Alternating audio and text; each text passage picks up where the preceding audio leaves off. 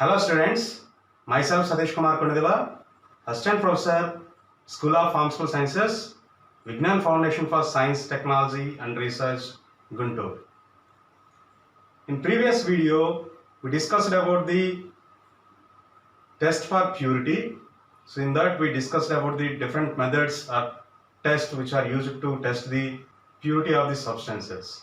So we already discussed about what is the importance of limit test, the basic principle involved in the limit test, factors affecting the limit test, and we also discussed about the limit test for chloride and limit test for sulfate. In this video, we are going to discuss about limit test for some other inorganic substances like iron, arsenic, lead, heavy metals.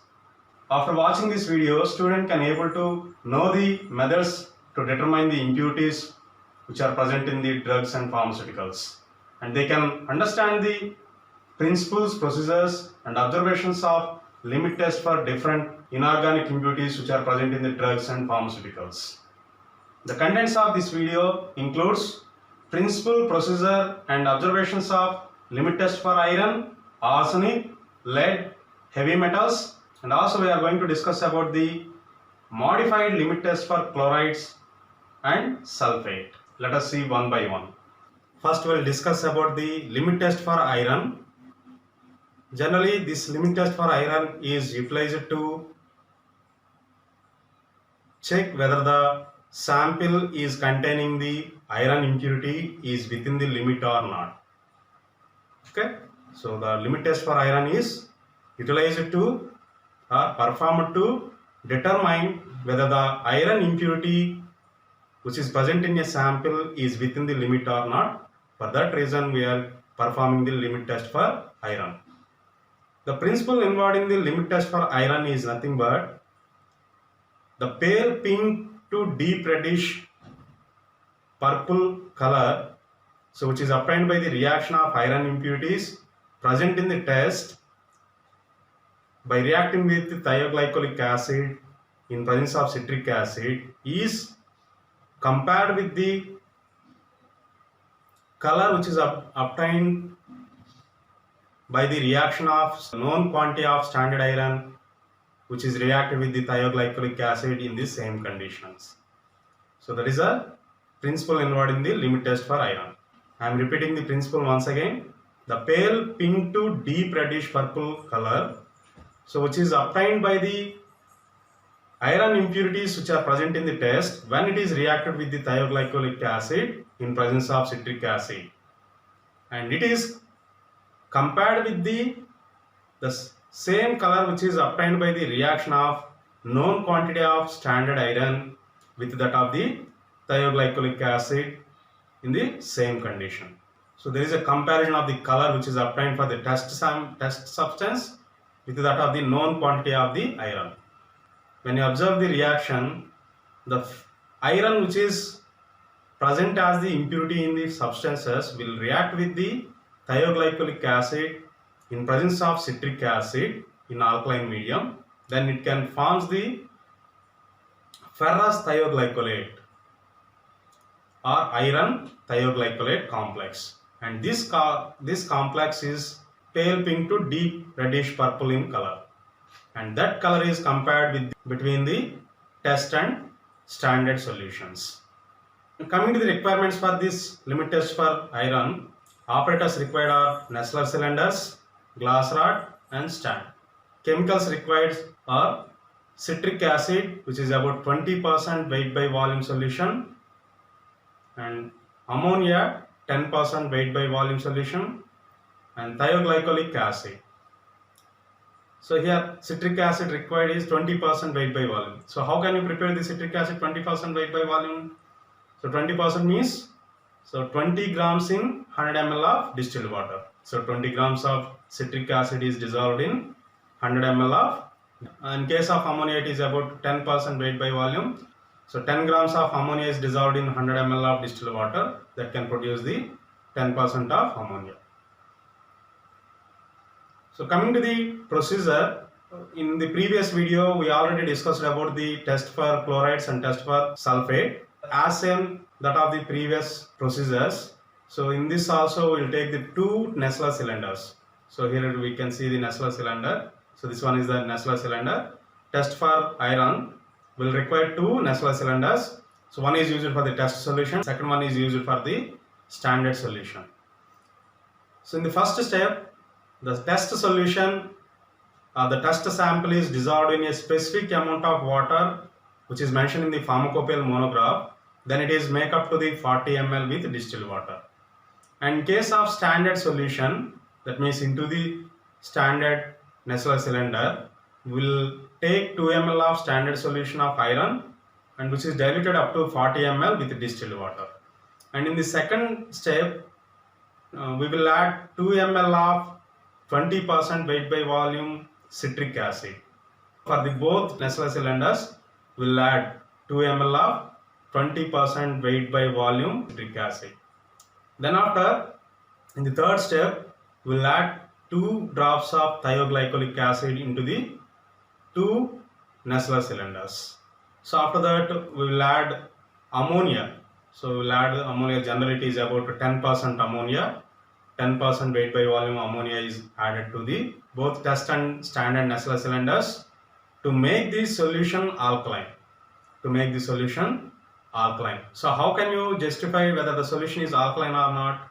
For knowing whether the solution is alkaline or not, we will use the pH indicator papers. Litmus papers are there, so that are also called as pH indicator papers.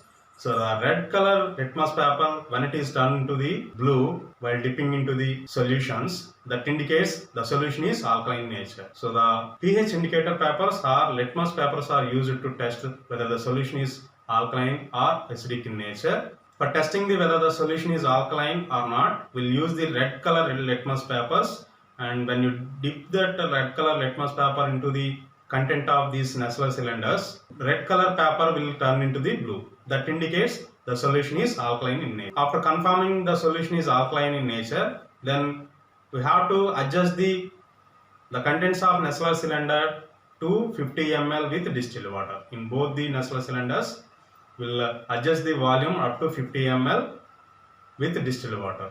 Then keep both the Nessler cylinder aside for about 5 minutes. Then compare the color which is produced in the test solution with that of the color produced in the standard solution. Throughout all this procedure, the reagents or the chemicals which are used into this procedure should be free from iron. So why? Because if the iron is present in that reagents, that is also interfere into our test results. For that reason, so the chemicals or the solutions which are used in the procedure, they should be free from iron. And here are some precautions while performing the limit test for iron. So the first one is, we should compare the color of test solution with that of the color of standard solution immediately after completion of the 5 minutes. So why? Because when it is exposed to the air for a longer period of time, so it is subjected to oxidation, thereby the color of ferrous thioglycolate complex is faded out. And so care should be taken while performing these limit test for iron. There should be no presence of oxidizing agents and strong alkalis. These oxidizing agents or strong alkalis will destroy the color which is produced from the formation of ferrous thioglycolate complex. And during the performing of this test, the alkaline condition should be maintained. If it is not maintained, the purple color is not developed. So during this test, there is a chance of reaction between the iron and ammonia. So thereby it can able to form the ferrous hydroxide. So that we'll use the citric acid to prevent the precipitation which is formed by the reaction of iron with ammonia. So these are some precautions should be taken while performing the limit test for iron. And we already know that the reasons for why we are adding the citric acid and thioglycolic acid. So the citric acid is used to prevent the reaction between ammonia and iron, and thioglycolic acid is used to form the ferrous thioglycolate complex. That means the thioglycolic acid will oxidize the ferrous to ferric form. That means iron 2 form to iron 3 form. The ammonia is used to make the solution alkaline. When it comes to the observation, if the intensity of purple color which is produced in the sample solution is less than the intensity of color produced by the standard solution, that indicates that the sample is passed for limit test for iron, and vice versa. Vice versa means if the intensity of purple color produced by the sample solution is greater than the intensity of color produced by the standard solution, that indicates the sample doesn't passing the limit test for iron. So this is about the limit test for iron. Comes to the limit test for arsenic. As we know that arsenic is a well-known, undesirable and harmful impurity, so generally present in the medicines and medicinal substances. And there is a limit test for arsenic, so which is mentioned in all pharmacopoeias. And this test is developed based upon the Geiser test.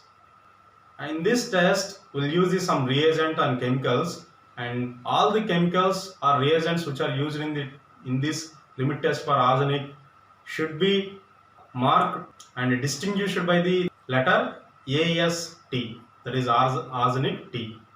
So which means that they should be free from arsenic. So that means any substance or any reagent or any solution which is included into the limit test for a particular inorganic substance, and that reagent or that solution should be free from that particular inorganic substance. Otherwise, so they will also include into the test result and interfere in the result. And when seeing the principle which is involved in the limit test for arsenic, this limit test for arsenic is based upon the reaction of arsenic gas with that of the hydrogen ion. Then it forms the yellow stain or yellow color on mercury chloride paper. So that means, so when the arsenic gas is reacted with the hydrogen ion, then it can able to produce the arsine gas. So when the arsenic gas with the hydrogen ion, and that can able to form the yellow stain on the mercury chloride paper. And based upon the intensity of the yellow stain among the test and standard, we can determine whether the sample is passing the limit test for arsenic or not. And the sequence of reactions which are involved in the limit test for arsenic are, first we will see this reaction. In this reaction, if the substance having the arsine, the substance having the arsenic impurity, when it is treated with the acid, that is a hydrochloric acid, then it can able to form the arsenic acid. The arsine which is present as the impurity in the substance, when it is treated with the dilute hydrochloric acid, then it forms the arsenic acid. And this arsenic acid, when it is treated with either potassium iodide, when it is treated with the reducing agents like potassium iodide, stannous acid, zinc or hydrochloric acid, then it can able to form the arsenious acid. And this arsenious acid, when it is treated with or when it is combined with the nascent hydrogen which is formed during this reaction, then it can able to form the arsine gas. And this arsine gas can able to form the yellow color stain on the mercury chloride paper. So that is a reaction which is involved in the limit test for arsenic. So I will repeat that reaction once again. If the sample containing the arsenic impurity and is subjected to treating with dilute hydrochloric, then it will form the arsenic acid. Then after, the arsenic acid is treated with reducing agents like potassium iodide, stannous acid, zinc or hydrochloric acid. So either of this one. So either potassium iodide or stannous acid or zinc or hydrochloric acid, then it can able to form the arsenious acid. And this arsenious acid, when it is combined with the nascent hydrogen, then it can forms the arsine gas. Then it can convert it into arsine gas, and this arsine gas has the capability to form the yellow color stain on the mercury chloride paper. So there is a reaction involved in this limit test for arsenic. And based upon the depth of the yellow stain which is formed on the mercury chloride paper, we can determine whether the sample can able to pass the limit test for arsenic or not. or so we can determine the quantity of arsenic which is present in the sample.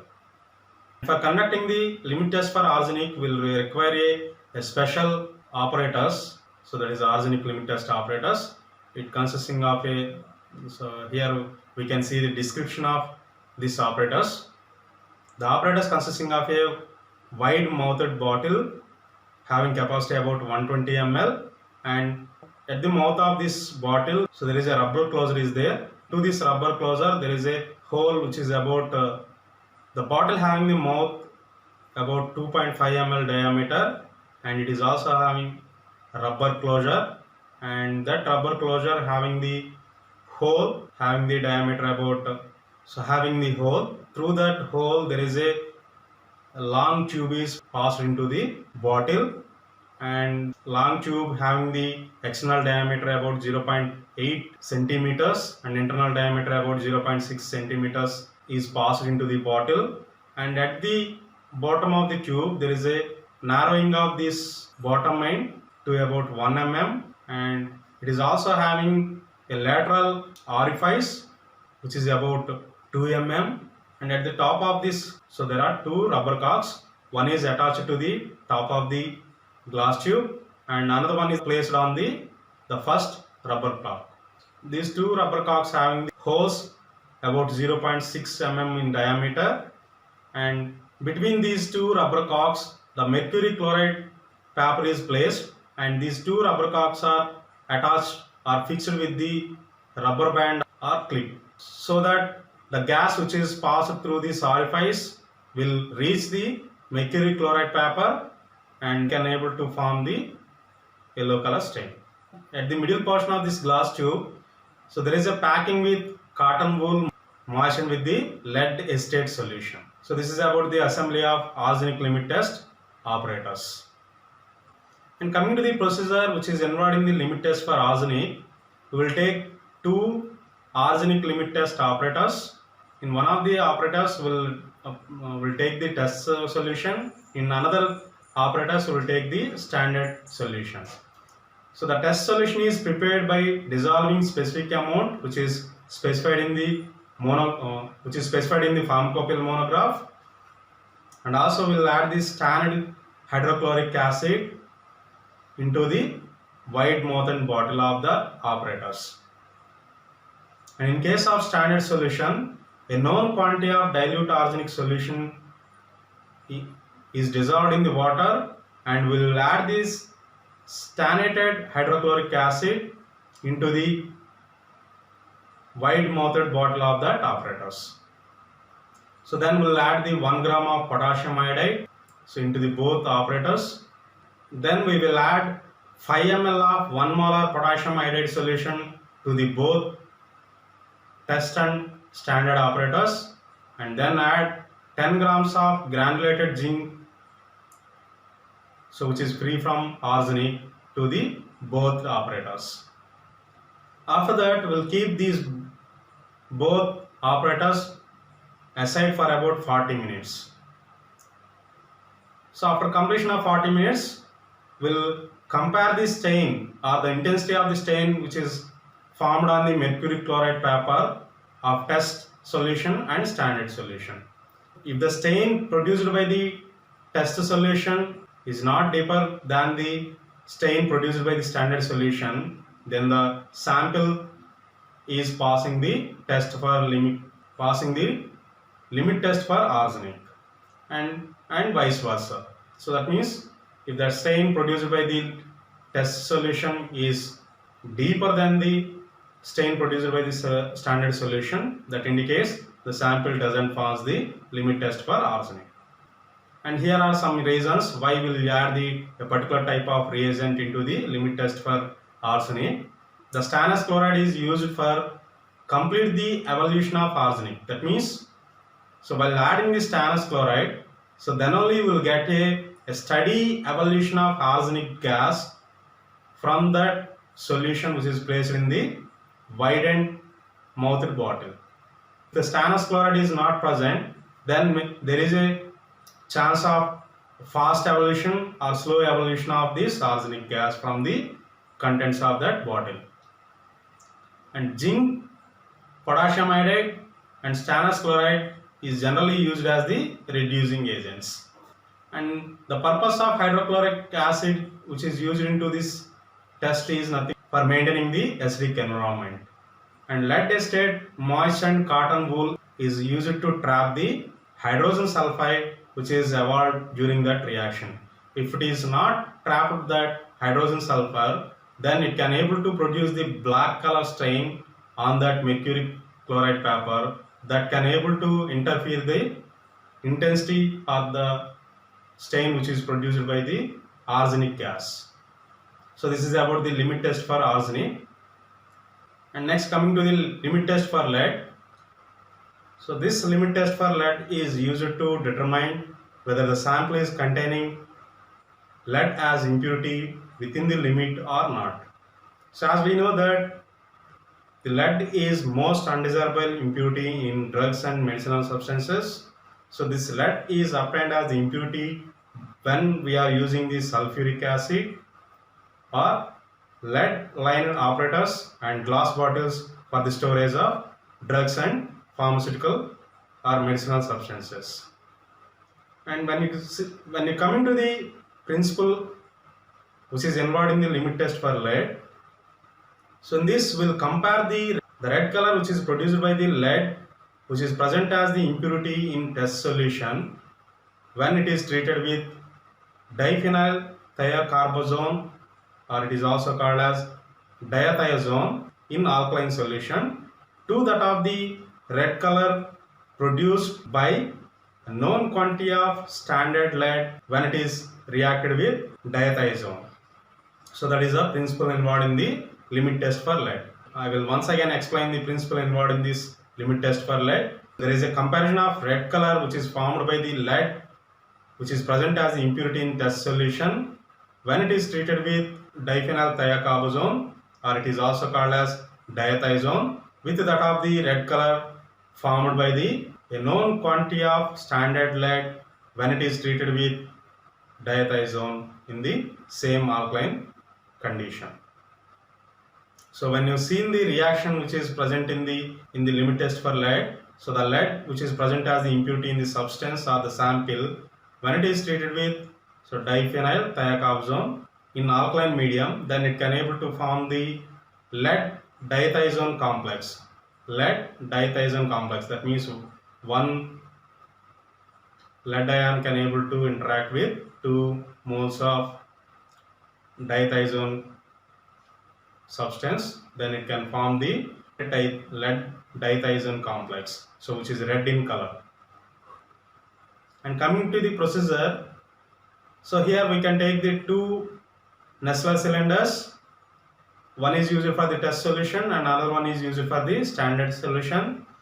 And the first Nessler cylinder, so which is used for the test solution, in that we'll add sample solution which is prepared according to the specifications mentioned in pharmacopoeia monograph, and to the standard Nessler cylinder we'll add the standard lead solution with the known strength as mentioned in the pharmacopoeia monograph.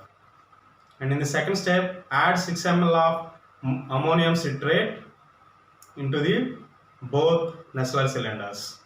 Then after, add 2 ml of potassium cyanide and 2 ml of hydroxylamine hydrochloride to the both test and standard Nessler cylinders. Then add 2 ml of phenyl red to the both test and standard Nessler cylinders. After that, make the contents of both the Nessler cylinders alkaline by adding ammonia solution. So after confirming the solutions are alkaline in nature, then extract the contents of both Nessler cylinders with each 5 ml portions of diathiazone until the contents becomes green. So the color of the contents becomes green. So up to that point, we can extract the contents of both test Nessler cylinder and standard Nessler cylinder up to the contents become green. Then combine the diathiazone extract. So that means add all the diathiazone extracts and shake for about 30 minutes with 30 ml of nitric acid. So that means after extraction with 5 ml portions of diethioazone until the contents become green, and combine the diethioazone extracts of test solution and standard solution individually into the separating funnel and shaken with 30 ml nitric acid and shaken with 30 ml nitric acid for about 30 minutes. So after that, discard the chloroform layer from that separating funnel. Same procedure is followed for standard solution also. And to this acid solution, add 5 ml of standard diethioazone solution again. And in case of standard solution also, we'll do the same. That means add 5 ml of standard diethioazone solution to the acid solution.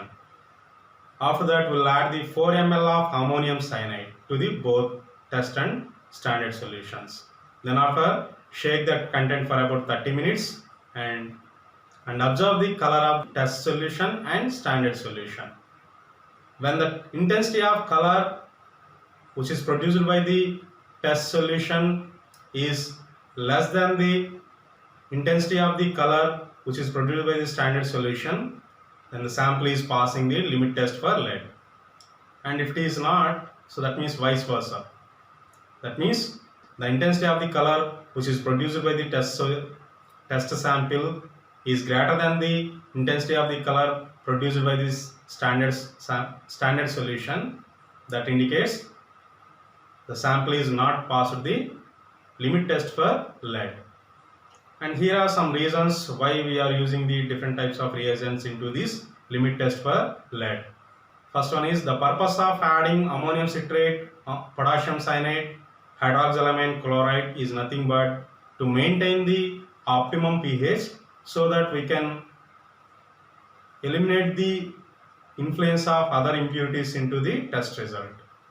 The phenol red is used as the indicator to develop the color at the end point. The purpose of diethioazone is nothing but to extract the contents of both Nestle cylinders with each 5 ml portions of diethioazone in chloroform until the contents become green. So the purpose of diethioazone in chloroform is used to extract the lead which is present as the impurity in alkaline aqueous solutions. So when the diethioazone is present in the chloroform, it consisting of green color, but when the diethioazone is combined with the lead, it shows the violet color. And at the end point, so when the lead diethioazone complex combined with the phenol red, it shows the red color.